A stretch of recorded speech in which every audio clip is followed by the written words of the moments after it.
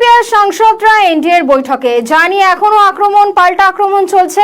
সাংবাদিকদের মুখোমুখি হয়ে কুণাল ঘোষ বলেন বাঞ্চ অফ গদ্দার্স সব, পাশাপাশি বলেন এরা অতীতের দিন সব ভুলে গেছেন।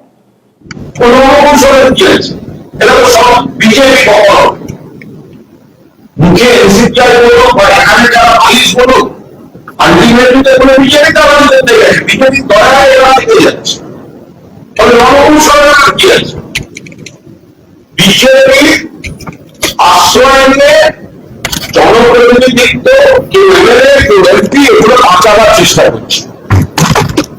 তৃণমূলের হয়ে জিতে বাঞ্চ অফ গদ্দার্স 20 জন সাংসদ তারা গেছেন ওখানে।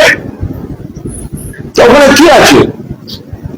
বাঞ্চ অফ গদ্দার্স ওখানে গেছেন, বিজেপি নেতাদের সঙ্গে বৈঠক করে গেছেন।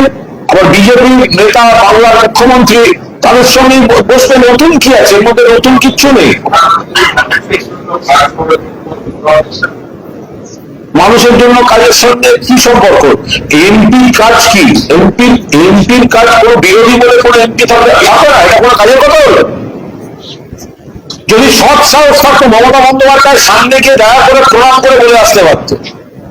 যদি সৎ সাহস থাকতো যে আমি কাজ করার জন্য যাচ্ছি, তাহলে মমতা বন্দ্যোপাধ্যায় পায়ে হাত দিয়ে প্রণাম করে বলে আসতো দিদি কৃতজ্ঞ, আজীবন কৃতজ্ঞ, আপনারা আমাদের গোটা জীবনের পরিচয়ের ব্যবস্থা করে দিয়েছেন, এখন যাচ্ছি আরো কাজ করবো বলে। মুখ দেখাবার নৈতিক সাহসটা এদের নেই। কিসের কাজ করে? মানুষ 24 সালে এমপিদের যে পাঠিয়েছে 5 বছরের জন্য পাঠিয়েছে, 29 অবধি। তৃণমূল কংগ্রেসের কর্মীরা আক্রান্ত হচ্ছে, পাশে দাঁড়ানো যেত না? বিরোধী বলে কিছু হয় না?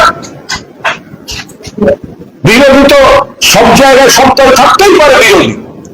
এরা নানা অঙ্কে ক্ষমতার কাছাকাছি থাকতে চাই, সেই কারণে গেছে।